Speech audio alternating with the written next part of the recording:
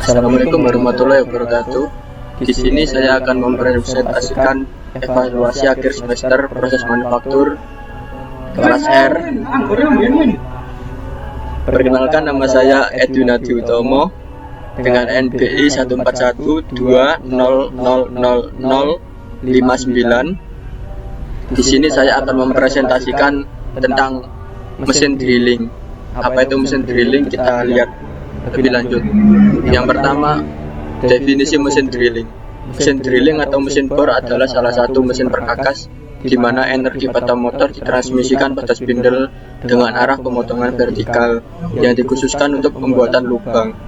Mesin ini juga digunakan untuk melakukan pekerjaan-pekerjaan yang lainnya seperti memperluas lubang. Bagian utama mesin drilling di sini bisa kita lihat. Bagian-bagian utama mesin drilling ada kelistrikan, drill, feed handle, kolom atau tiang, base atau dudukan, meja, mata potong atau mata bor, spindle, dan yang terakhir ada spindle head. Ini adalah bagian-bagian utama. Kita akan perjelas apa saja yang ada di bagian utama ini. Yang pertama, dudukan base. Dudukan base merupakan bagian yang menopang semua komponen pada mesin bor. Jadi di dudukan base ini dapat menopang ragum dan sebagainya yang bertumpu untuk dudukan mesin bor sendiri. Yang kedua, tiang atau kolom merupakan bagian yang berguna sebagai penyangga bagian-bagian pada mesin bor yang terlibat dalam proses pengeboran. Tiang ini sebagai pondasi atau penyangga dari mesin itu sendiri, dari badan mesin itu sendiri. Yang ketiga, meja atau table merupakan bagian dari mesin bor yang berguna sebagai tempat meletakkan benda kerja yang akan dibor. Jadi meja atau table ini berfungsi menjadi tempat ragum, tempat menjepit benda kerja yang akan dibor. Di sini tempatnya. Mata bor atau drill berfungsi untuk membuat alur atau lubang yang efisien. Mata bor atau drill biasa disebut pisau potong, berguna untuk mengebor, membuat lubang atau juga memperluas lubang. Drill feed handle merupakan bagian pada mesin bor yang berfungsi untuk menekankan atau menurunkan mata bor dan spindle ke benda kerja. Drill feed handle itu ini yang kayak putaran ini, yaitu berguna untuk menaik turunkan mata bor ke benda kerja. Yang keenam, spindle merupakan bagian pada mesin bor yang menggerakkan pencekam atau cak dan yang mencekam untuk memegang mata bor. Yang ketujuh, spindle head adalah rumah dari konstruksi spindle. Yang kedelapan, kelistrikan mesin bor menggunakan motor listrik sebagai penggerak utamanya. Jadi di dalam kelistrikan ini ada tombol on off, kelistrikan power, tombol emergency, di situ semua ada. Jenis-jenis mesin drilling. Mesin bor tangan atau portable bor drilling. Mesin bor tangan ini biasanya digunakan untuk di tukang-tukang kayu. Mesin bor ini digunakan untuk pengeboran dengan berbagai posisi yang umumnya tidak bisa dilakukan dengan mesin bor standar.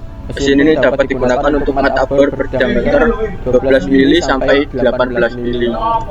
Yang kedua, ada mesin bor duduk atau bench sensitive drilling machine. Mesin bor duduk, jenis mesin ini didesain khusus untuk pengeboran lubang yang kecil dan membutuhkan kecepatan tinggi. Mesin bor ini dapat mengebor sampai diameter 15,5 mm. Yang ketiga, mesin bor tegak, upright drilling machine. Mesin bor tegak dirancang untuk benda kerja dengan ukuran sedang. Jenis mesin bor ini sekilas mirip dengan mesin bor sensitif, namun ukurannya lebih besar. Mesin bor ini mampu mengebor sampai diameter 50 mm atau khusus untuk pekerjaan yang berat-berat dengan benda kerja yang lebih besar. Yang terakhir ada mesin bor radial drilling machine. Mesin bor radial drilling machine, mesin bor radial dirancang untuk benda kerja berukuran sedang sampai besar. Jenis mesin ini memiliki kolom mesin berbentuk bundar yang terikat pada alas yang kuat. Mesin bor ini khusus untuk pekerjaan yang berat-berat dengan benda kerja yang ukuran besar-besar karena tiangnya cukup besar dan kokoh.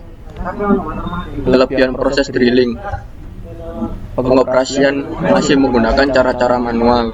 Yang kedua, masih dapat dikerjakan oleh para pekerja yang tak mahir komputer. Yang ketiga, sangat mudah dioperasikan karena tidak perlu memasukkan data. Mesin tidak tergantung oleh perubahan suhu dan cuaca, dan yang terakhir, biaya operasi dan pemeliharaannya lebih rendah. Kekurangan dari proses drilling atau kekurangan dari mesin drilling ini yaitu ketelitian yang dihasilkan agak kurang akurat karena mesin ini masih semuanya manual, belum ada seperti CNC, belum seperti komputer. Yang kedua, sering terjadi mata atau pisau berputus. Ini biasanya diakibatkan karena kesalahan operator yang terlalu memaksakan kinerja pisau ber itu sendiri untuk menembus benda kerja. Yang ketiga dan yang terakhir, kecepatan laju pemboran rendah. Biasanya kalau mesin manual ini kecepatan laju pemborannya sangat rendah, beda dengan mesin bor yang numerical control atau seperti CNC itu bisa agak lebih tinggi lagi kecepatannya. Contoh produk hasil proses drilling jig and fixture. Biasanya jig and fixture ini dipakai buat tataan atau tempat untuk mengelas. Ini terdapat beberapa bagian-bagian yang harus di drilling atau dibor untuk peletakan nut atau baut-bautnya. Yang kedua ada drilling flank. Flank ini sendiri adalah